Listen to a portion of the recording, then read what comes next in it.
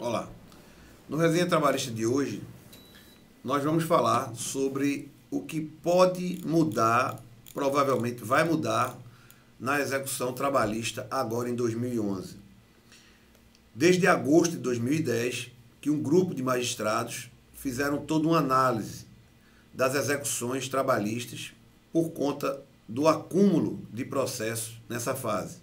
A estimativa é de quase 2 milhões de execuções paradas nas varas dos demais tribunais regionais do trabalho. São 24 tribunais regionais do trabalho espalhados por todo o país.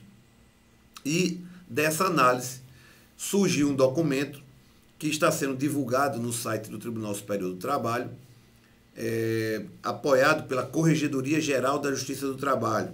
Portanto, é um documento que merece uma análise mais apurada e uma consideração. Por quê? Porque esse documento que foi redigido por esses juízes está sendo enviado para cada um desses tribunais regionais, buscando padronizar mecanismos, procedimentos de execução, para desafogar essa fase processual. A execução trabalhista, ela, na visão processualística do trabalho, foi entendida como o principal gargalo do processo. Então, o que é que os juízes querem? Eles querem apressar, dar maior celeridade. Nós, advogados, e principalmente eu, tenho minhas ressalvas quanto a isso.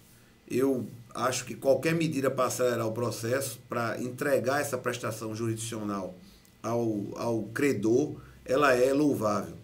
Essa preocupação do judiciário trabalhista em atender bem o cidadão, em dar a resposta imediata ao processo, ela é fantástica. E essa preocupação é muito importante que o judiciário tenha. Porém, nós não podemos aqui, em prol do princípio da celeridade, esquecermos outros princípios, como do devido processo legal, também do princípio da legalidade, que qualquer procedimento judicial ele tem que estar calcado, tem que estar amparado em lei, e também do princípio da ampla defesa, associado ao fato de que a execução tem que ser a menos grave para o executado. Isso também é um princípio que é consagrado no Código de Processo Civil. Pela análise desses enunciados, desse documento, eu tenho receio de que esses princípios, o da ampla defesa, o do devido processo legal e o da legalidade, venham a ser tão respeitados como deveriam ser. Isso na minha concepção, na minha ótica. Mas vamos aguardar a prática, né, dessas instruções para sabermos se realmente será da forma como está lá posta a sugestão. O que eu trago para vocês aqui de resumo é o seguinte: o que é que muda na execução? Você executado pode estar se perguntando, tudo bem, e o que é que vai mudar? O que é que vai mudar a execução, ela vai ficar mais agressiva. Em que ponto? Pretende-se criar um cadastro único de devedores trabalhistas, escrevendo o nome da empresa com o CNPJ ou da pessoa física do devedor com seu CPF e a dívida. Pretende-se criar esse cadastro único, a centralização das execuções, criar uma vara única em cada regional para que ela faça todas as execuções contra aquelas empresas que têm uma maior quantidade de demandas. O outro ponto, a remoção de bens. Não haverá mais aquela história de penhorar o bem e deixar na mão do devedor.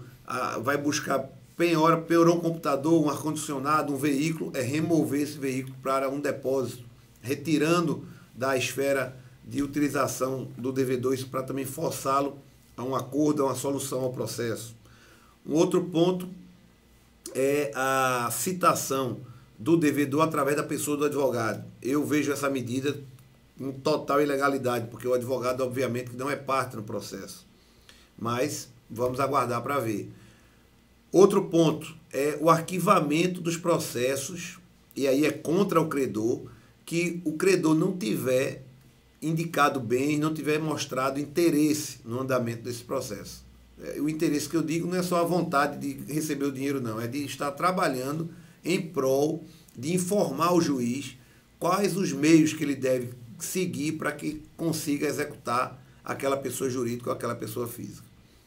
O documento é amplo, é grande, e eu recomendo aos interessados que acessem ao site do Tribunal Superior do Trabalho ou ao nosso blog, imprima esse documento, ele do TST lá está em PDF, imprima e leia esse documento, porque ele é de fácil compreensão, não é um documento com muito juridiquês, vamos dizer assim.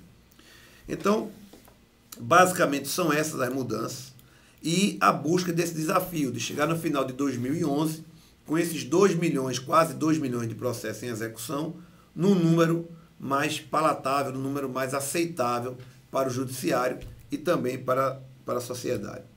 Essa questão de concentração de todos os processos no único juiz da execução, eu sou contra também isso, porque aqui em Pernambuco, no juizado, nós temos isso, no juizado civil, apesar de eu não atuar na área civil, mas as reclamações são enormes, são imensas, de que também não anda. Eu acho que cada vara tem que ter a sua própria execução e nós não podemos colocar todos os ovos numa cesta só. Isso é uma questão de princípio também de organização.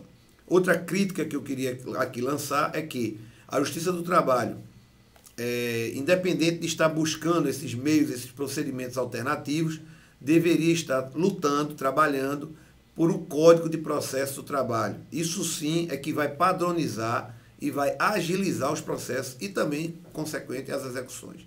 Eu, inclusive, estou trabalhando num projeto, que é um livro que eu chamo de Semente.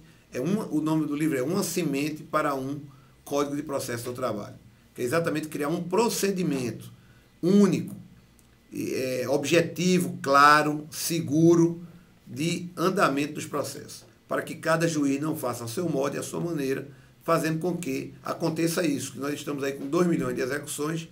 Obviamente que grande parte disso é porque os executados estão se escondendo, ou faliram, ou não querem pagar a conta, mas também há uma parcela de responsabilidade do mal, da má condução, de forma, que eu digo assim, a má condução de forma organizada, padronizada por parte da Justiça. Fica aqui então esse nosso comentário de hoje no Resenha Trabalhista. Muito obrigado.